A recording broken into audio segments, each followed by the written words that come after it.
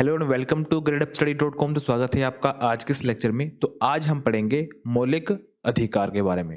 ठीक है, तो मौलिक अधिकार का वर्णन किस भाग में किया गया है? तो तीसरे भाग में किया गया है। तो आई होप जो भी हमने भाग पढ़े थे, ठीक है, 25 भाग, तो वो आपने अच्छी तरह से याद कर लिए होंगे। ठीक है, तो चलिए, तो अभी हम पढ़ेंगे मौलिक अधिकार के बारे में। ठीक है, तो चलिए, इसे संयुक्त राज्य अमेरिका के संविधान से लिया गया है। ये हमने आपको बताया था जब हमने विदेशी स्रोत के बारे में पढ़ा था। ठीक है, तो जो आपके मौलिक अधिकार है तो वो हमने कहां से लिए हैं? अमेरिका के संविधान से। ठीक है, दूसरी बात कि इसका जो वर्णन है वो संविधान के भाग 3 में किया है। ठीक है, और अगर हम बात करें कि अनुच्छेद कहां से लेके कहां तक, तो 12 से लेके 35 तक जो है वो मौलिक अधिकार का वर्णन किया गया है। ठीक है, अब देखो, एक नाम आपको और भी याद रखना है, मैग्ना कार्टा। ठीक है, मैग्ना कार्टा। तो भाग 3 को भारत का अधिकार पत्र यानी कि मैग्ना कार्टा के नाम से भी जाना जाता है। ठीक है, तो अगर आपको पूछा जाए कि मैग्ना कार्टा के नाम से किसको जाना जाता है, तो मौलिक अधिकार को या फिर भाग नंबर 3 को। ठीक है, आगे चलते हैं। तो आगे है, मौलिक अधिकारों में संशोधन हो सकता है एवं राष्ट्रीय आपात के दौरान अनुच्छेद 352 जीवन एवं व्यक्तिगत स्वतंत्रता के अधिकार को छोड़कर अन्य मौलिक अधिकार को स्थगित किया जा सकता है। देखो, इसको हम बाद में पढ़ेंगे कि जब इमरजेंसी लगती है तो इनमें से कौन से जो अधिकार है वो आपके खत्म हो जाते हैं। ठीक है, और कौन कौन से ऐसे अधिकार हैं जो बने रहते हैं, तो ये हम सब कुछ पढ़ेंगे। लेकिन उससे पहले हम ये पढ़ लेते हैं कि मौलिक अधिकार कौन कौन से हैं। ठीक है, चलिए आगे चलते हैं। तो आगे देखिए, तो आगे है आपके पास, मूल संविधान में 7 मौलिक अधिकार थे। देखो, जब संविधान बना था 1947 में, तो उस समय मौलिक अधिकार कितने थे? तो उस समय मौलिक अधिकारों की संख्या थी 7। ठीक है, लेकिन 44वें संविधान संशोधन में एक संपत्ति का अधिकार जो था उसको निरस्त यानी कि उसको खत्म कर दिया था। ठीक है, तो अब जो एट प्रेजेंट टाइम पे टोटल 6 मौलिक अधिकार है। ठीक है, तो अब देखिए, तो अब जो आपका संपत्ति का अधिकार है उसको कानूनी अधिकार के रूप में रखा गया है। तो अब संपत्ति का अधिकार कहां पे लिखा गया है? तो अनुच्छेद 300 पे। ठीक है, 300 ए। तो संपत्ति का अधिकार जो पहले 19 क में था उसको वहां पे खत्म कर दिया और अब उसको कहां पे लिखा है? अनुच्छेद 300 में, और इसे अब कानूनी अधिकार के रूप में रखा गया है। ठीक है, आगे चलते हैं। अब देखिए, मौलिक अधिकार कौन कौन से हैं। सबसे पहले समता या समानता का अधिकार। ठीक है, अनुच्छेद 14 से लेके 18 तक। दूसरा है स्वतंत्रता का अधिकार। ठीक है, अनुच्छेद 19 से लेके 22 तक। उसके बाद है शोषण के विरुद्ध अधिकार, तो अनुच्छेद 23 से लेके 24 तक। ठीक है, उसके बाद है धार्मिक स्वतंत्रता का अधिकार, तो 25 से लेके 28 तक। उसके बाद है संस्कृति और शिक्षा संबंधी अधिकार, 29 से लेके 30 तक। और लास्ट है आपका संवैधानिक उपचारों का अधिकार यानी कि अनुच्छेद 32। ठीक है, तो चलिए अब हम इनको वन बाय वन पढ़ते हैं कि 14 में क्या लिखा है, 15 में क्या लिखा है, 16 में क्या लिखा है, 17 में क्या लिखा है, 18 में क्या लिखा है। ठीक है, वन बाय वन इसको पढ़ते हैं। चलिए, तो सबसे पहले हम पढ़ेंगे समता या समानता का अधिकार। ठीक है, तो अनुच्छेद 14 से शुरू करते हैं। तो अनुच्छेद 14 में लिखा है विधि के समक्ष समानता। तो इसका अर्थ यह है कि राज्य सभी व्यक्तियों के लिए एक समान कानून बनाएगा तथा उन पर एक समान लागू करेगा। अब देखो, सबसे पहली बात है कि जो राज्य है वो सभी व्यक्तियों पे एक समान कानून बनाएगा।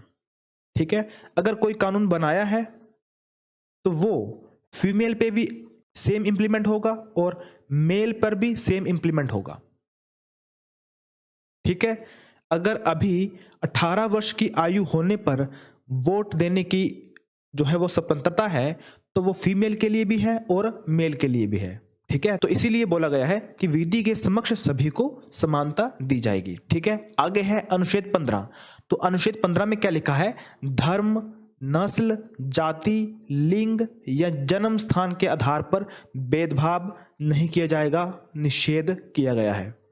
ठीक है, कोई भी व्यक्ति किसी दूसरे व्यक्ति के नस्ल के आधार पर, धर्म के आधार पर, जाति के आधार पर, लिंग के आधार पर या फिर जन्म स्थान के आधार पर भेदभाव नहीं करेगा, और अगर करता है तो उसे कानून के तौर पे सजा दी जाएगी। ठीक है, तो ऐसे भेदभाव को रोका गया है अनुच्छेद 15 में। ठीक है, आगे चलते हैं। आगे है अनुच्छेद 16। तो इसमें क्या लिखा गया है? लोक नियोजन के विषय में अफसर की समानता। लोक नियोजन के विषय में अफसर की समानता। अब देखो, अभी एचपी पुलिस की वैकेंसीज निकली हुई है। ठीक है, तो इन वैकेंसी में फीमेल के लिए भी है और मेल के लिए भी है। तो लोक नियोजन यानी कि अगर आपने कोई भी जॉब लेनी है, किसी भी पद के लिए आपने टेस्ट देना है, चाहे वो कांस्टेबल के लिए हो, चाहे वो आईएएस के लिए हो, चाहे वो किसी के लिए भी हो, तो सभी को यानी कि हर एक वर्ग के लिए, हर एक लिंग यानी कि फीमेल के लिए भी, मेल के लिए भी समान अवसर दिए जाएंगे। तो ये कहां पे लिखा है? अनुच्छेद 16 में। ठीक है, आगे चलते हैं। अनुच्छेद 17, अस्पृश्यता की समाप्ति या फिर अस्पृश्यता का अंत। ठीक है, तो अस्पृश्यता के उन्मूलन के लिए इसे दंडनीय अपराध घोषित किया गया है। तो अगर कोई मनुष्य किसी दूसरे मनुष्य के साथ अस्पृश्यता की जो है वो अस्पृश्यता का व्यवहार करता है, ठीक है, तो उसे कानूनी अपराध घोषित किया गया है। ठीक है, यानी कि उसको कानून के तौर पे दंडित किया जाएगा। अनुच्छेद 17 ये कहता है। ठीक है, आगे है अनुच्छेद 18। तो उपाधियों का अंत। देखो, सेना या विधा संबंधी सम्मान के सिवाय अन्य कोई भी उपाधि राज्य द्वारा प्रदान नहीं की जाएगी। भारत का कोई नागरिक किसी अन्य देश से बिना राष्ट्रपति की आज्ञा से कोई उपाधि स्वीकार नहीं कर सकता। फॉर एग्जाम्पल, ये ए पर्सन है और ये बी पर्सन है। ठीक है, ये भारत का पर्सन है, ये भारत का नागरिक है, और ये पाकिस्तान का प्रधानमंत्री है। तो ये इसको अपने देश में आमंत्रित करता है कि मैं तुम्हें XYZ नामक एक फिर उपाधि दूंगा। ठीक है, उपाधि। तो जो ए पर्सन है, जो इंडियन है, ये इस उपाधि को धारण नहीं कर सकता, नहीं ले सकता। अगर इसको ये उपाधि लेनी है तो इससे पहले इस मनुष्य को, इस आदमी को, इस इंडियन को हमारे राष्ट्रपति से आज्ञा लेनी पड़ेगी। अगर राष्ट्रपति इसको आज्ञा देता है तब जाके ये किसी दूसरे देश की उपाधि को धारण कर सकता है। तो ये कहां पे लिखा है? अनुच्छेद 18। ठीक है, समझ गए? चलिए आगे चलते हैं। आगे देखिए, आगे है आपके पास स्वतंत्रता का अधिकार। ठीक है, स्वतंत्रता का अधिकार। तो अनुच्छेद 19 और 19 के सब part A, B, C, D, E और जी, यहां पे एक एफ भी था।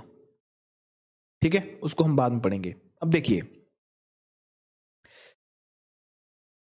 तो मूल संविधान में 7 तरह की स्वतंत्रताओं का उल्लेख था, जो कि हमने पहले भी पढ़ा था, और उसमें जो संपत्ति का अधिकार था जिसको अनुच्छेद 19F में रखा गया था, जो कि यहां पे मिस है, तो इसीलिए ये मिस है क्योंकि इसको अभी हटा के 300A में डाल दिया है। ठीक है, तो इसलिए अभी एट प्रेजेंट टाइम पे टोटल 6 मूल अधिकार है। ठीक है, तो अब हम पढ़ेंगे कि कौन कौन से अधिकार हैं। तो ये मैंने आपको पहले भी बताया था कि जो संपत्ति का अधिकार है, इसको 44वां जो संशोधन हुआ था 1978 में, तो उसके द्वारा इसको हटा दिया था संपत्ति का अधिकार।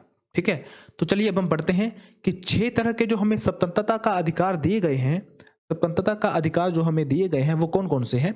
तो अनुच्छेद 19A क्या बोलता है कि बोलने की आजादी, हम अपनी बात को कहीं पर भी रख सकते हैं। ठीक है, और इसी में आ जाता है आपका प्रेस। प्रेस की यानी कि ये देखिए, प्रेस की स्वतंत्रता। ठीक है, प्रेस की स्वतंत्रता। तो प्रेस की स्वतंत्रता के बारे में भी 19A में लिखा हुआ है। ठीक है, आगे है 19B, शांतिपूर्वक बिना हथियार के एकत्रित होने और सभा करने की स्वतंत्रता। अभी देखो, अगर हमने कोई सभा करनी है ठीक है, आपने देखा होगा कि सभाएं होती रहती है। ठीक है, तो यहां पर आपको 19 बी में ये स्वतंत्रता दी हुई है कि आप सभाएं कर सकते हैं, आप एक जगह पे एकत्रित हो सकते हैं, लेकिन शर्त क्या है, आपके पास कोई भी हथियार नहीं होना चाहिए। ठीक है, आगे है 19 सी, संघ बनाने की स्वतंत्रता। आप संघ बना सकते हैं, आप ग्रुप बना सकते हैं, आप ग्रुप बना सकते हैं। ठीक है, आगे चलते हैं। आगे है 19 डी, देश के किसी भी क्षेत्र में आवागमन करने की स्वतंत्रता। यानी कि अगर हम हिमाचल प्रदेश में रहते हैं तो अगर मुझे दिल्ली में जाना है तो मैं जा सकता हूं, मैं आ भी सकता हूं, मुझे कोई नहीं रोक सकता। हमें स्वतंत्रता दी गई है अनुच्छेद 19 डी के तहत।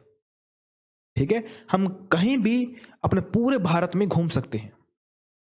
ठीक है, 19 ई क्या बोलता है, देश के किसी भी क्षेत्र में निवास करने और बसने की स्वतंत्रता। अगर मैं आज हिमाचल में रह रहा हूं तो मैं कल दिल्ली में भी रह सकता हूं। यहां पर जमीन लेके मैं यहां पर घर डाल सकता हूं, मैं यहां पे परमानेंटली रह सकता हूं, मुझे इसके लिए कोई भी नहीं रोक सकता, क्योंकि अनुच्छेद 19 ई के तहत मुझे यह स्वतंत्रता प्राप्त है।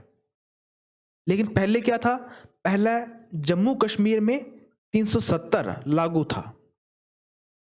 ठीक है, 370 क्या बोलता है कि हम आपको अपने राज्य के लिए अलग से संविधान बनाने की स्वतंत्रता देते हैं। लेकिन अभी क्या है, अभी ये खत्म है। ठीक है, यानी कि अब आप जम्मू कश्मीर में भी रह सकते हैं, शादी कर सकते हैं, वहां पर परमानेंटली भी रह सकते हैं। ठीक है, जैसे आप दिल्ली में रहते हैं वैसे अभी आप जम्मू कश्मीर में भी रह सकते हैं। ठीक है, और जो आपका 19 ई था ये खत्म कर दिया गया है 44वें संशोधन में। ठीक है, और लास्ट है आपके पास अनुच्छेद 19 जी, यानी कि कोई भी व्यापार एवं जीविका चलाने की स्वतंत्रता। यानी कि आप कोई भी व्यापार कर सकते हैं, लेकिन व्यापार ऐसा होना चाहिए जो कि कानूनी रूप पे सही माना गया हो। ठीक है, चलिए आगे चलते हैं। अनुच्छेद 20, तो अनुच्छेद 20 क्या बोलता है, अपराधों के लिए दोष सिद्ध करने या फिर दोष सिद्ध के संबंध में संरक्षण। तो इसके तहत 3 प्रकार की स्वतंत्रता का वर्णन है।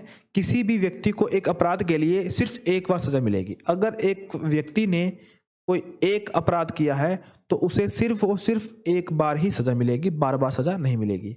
अपराध करने के समय जो कानून है उसी के तहत सजा मिलेगी, न कि पहले और बाद में बनने वाले कानून के तहत। अब देखो, मान लिया जाए कि इस बंदे ने चोरी की है।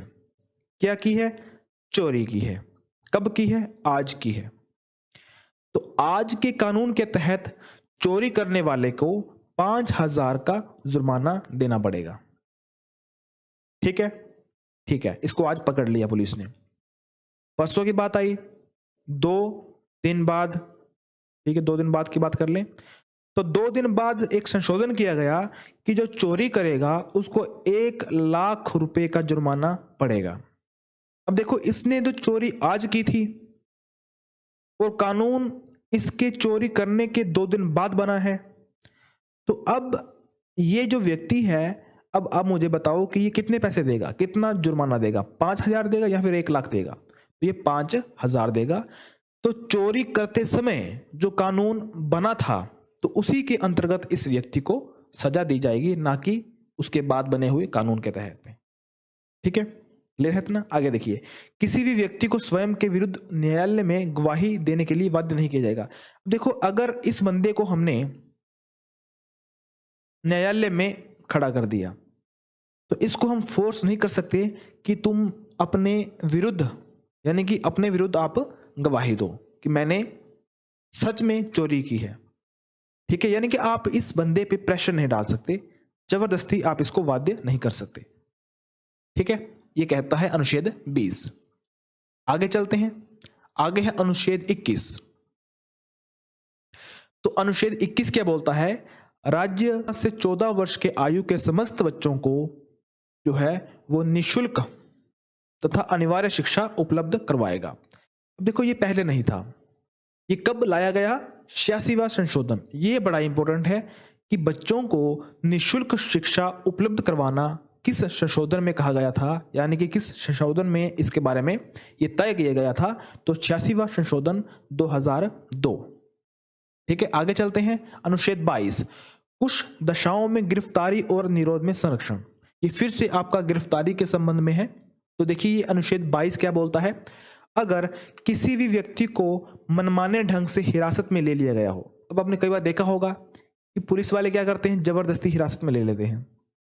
ठीक है, आगे है, तो उसे 3 प्रकार की स्वतंत्रता प्राप्त है। तो अगर किसी व्यक्ति के साथ ऐसा होता है कि उसे जबरदस्ती उठा लिया जाता है और जेल में बंद कर दिया जाता है, तो उसके पास टोटल 3 पावर्स है, 3 प्रकार की स्वतंत्रता है। अब हम पढ़ते हैं। हिरासत में लेने का कारण बताना होगा।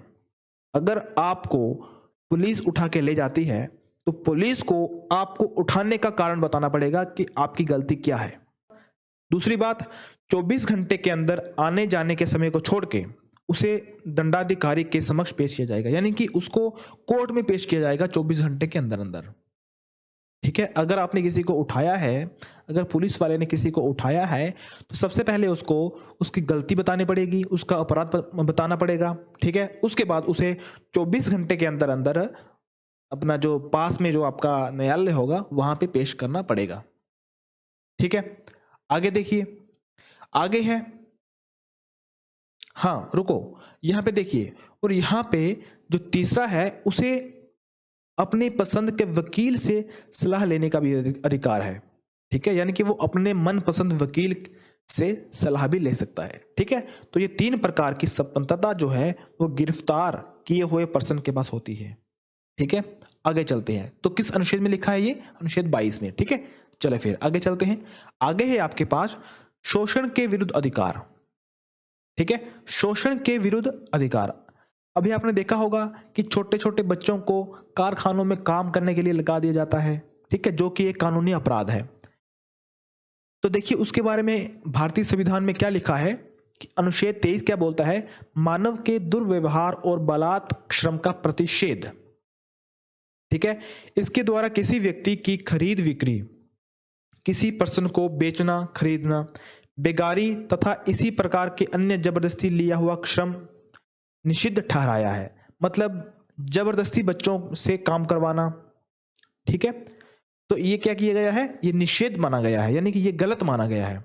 अगर कोई ऐसा करता हुआ पाया गया तो उसे दंडित किया जाएगा। ठीक है, तो ये अनुच्छेद 23 बोलता है। तो अनुच्छेद 24 क्या बोलता है? बालकों के नियोजन का प्रतिषेध, यानी कि 14 वर्ष से कम आयु वाले किसी बच्चे को कारखानों या खानों या अन्य किसी जोखिम भरे काम पर नियुक्त नहीं किया जा सकता। ठीक है, अब यहां पर एज लिमिट सेट कर दी है 14 वर्ष। अगर किसी बच्चे की आयु 14 वर्ष से कम है तो उसे कहीं पर भी काम में नहीं लगाया जा सकता। ठीक है, तो अनुच्छेद 24 ने क्या किया है? एज फिक्स कर दी है 14 वर्ष। ठीक है, आगे चलते हैं। आगे है धार्मिक स्वतंत्रता का अधिकार। तो अनुच्छेद 25 क्या बोलता है? तो अनुच्छेद 25 बोलता है अतःकरण की ओर धर्म के अबाध रूप से मानने, आचरण और प्रचार करने की स्वतंत्रता। यानी कि अगर कोई पर्सन है, ठीक है, अगर ये बोलता है मुझे हिंदू धर्म अपनाना है, अपना सकता है। ठीक है, अगर ये बोलता है मुझे मंदिर बनाना है, बना सकता है। ठीक है, अगर ये बोलता है मुझे अपने धर्म का प्रचार करना है, कर सकता है। लेकिन जबरदस्ती किसी को अपने धर्म में सम्मिलित नहीं कर सकता। ठीक है, तो देखते हैं। तो यहां पे क्या लिखा है कि कोई भी व्यक्ति किसी भी धर्म को मान सकता है और उसका प्रचार प्रसार भी कर सकता है। यह बोलता है अनुच्छेद 25। अनुच्छेद 26 क्या बोलता है? धार्मिक कार्यों के प्रबंध की स्वतंत्रता। व्यक्ति को अपने धर्म के लिए संस्थाएं, यानी कि आप मंदिर बना सकते हैं, आप मंदिर के लिए कोई कमेटी बना सकते हैं। ठीक है, और संपत्ति के अर्जन, स्वामित्व एवं प्रशासन का अधिकार है। तो जो भी चढ़ावा इस मंदिर पे चढ़ेगा उस पे किसका अधिकार होगा?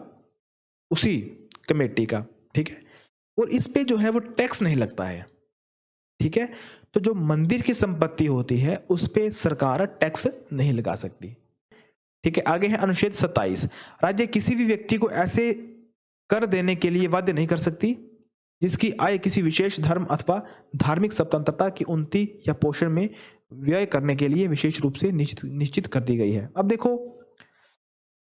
मान लो ये मंदिर है, ठीक है, हिमाचल में, और यहां पे कमेटी है एक, ठीक है, एक कमेटी है जिसके अंतर्गत ये मंदिर है, इस मंदिर की देखभाल की जाती है।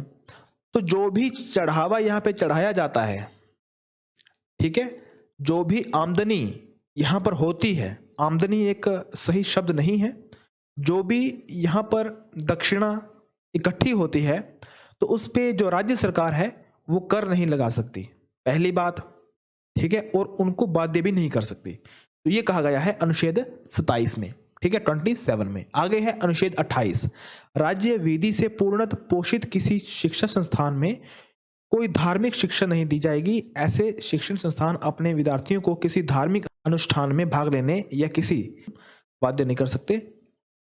तो देखो यहां पे क्या बोला गया है कि जो हमारे स्कूल होते हैं, ठीक है, स्कूल होते हैं, तो स्कूल में किसी विशेष धर्म की जो है वो शिक्षा नहीं दी जाएगी, ठीक है। यहां पर सभी धर्म क्या होते हैं, समान होते हैं, तो यहां पर किसी भी एक धर्म की शिक्षा नहीं दी जाएगी। इसके बारे में बोला गया है अनुच्छेद 28 में, ठीक है, क्लियर है इतना। आगे चलते हैं, आगे है संस्कृति एवं शिक्षा संबंधी अधिकार, यानी कि अनुच्छेद 29 और अनुच्छेद 30। तो अनुच्छेद 29 क्या बोलता है, अल्पसंख्यक वर्गों के हितों का संरक्षण, यानी कि कोई भी अल्पसंख्यक यानी कि ऐसे लोग या ऐसी जाति जिनकी जनसंख्या कम है, तो वो आपके आते हैं अल्पसंख्यक में, ठीक है। तो अल्पसंख्यक वर्ग अपनी भाषा, लिपि और संस्कृति को सुरक्षित रख सकते हैं, ठीक है, और केवल भाषा, जाति, धर्म और संस्कृति के आधार पर उसे किसी भी सरकारी शैक्षणिक संस्थान में प्रवेश से नहीं रोका जा सकता। अब देखो, मान लेते हैं कि ये अल्पसंख्यक है, यानी कि ये ऐसे लोग हैं जिनकी जनसंख्या कम है और इनकी अपनी ही भाषा होगी, ठीक है, इनकी अपनी ही संस्कृति होगी। तो इनकी अपनी भाषा होने के आधार पर, इनकी अपनी संस्कृति होने के आधार पर, ठीक है, इनका अपना धर्म होने के आधार पर किसी भी शैक्षणिक यानी कि किसी भी स्कूल कॉलेज में एडमिशन लेने से कोई नहीं रोक सकता।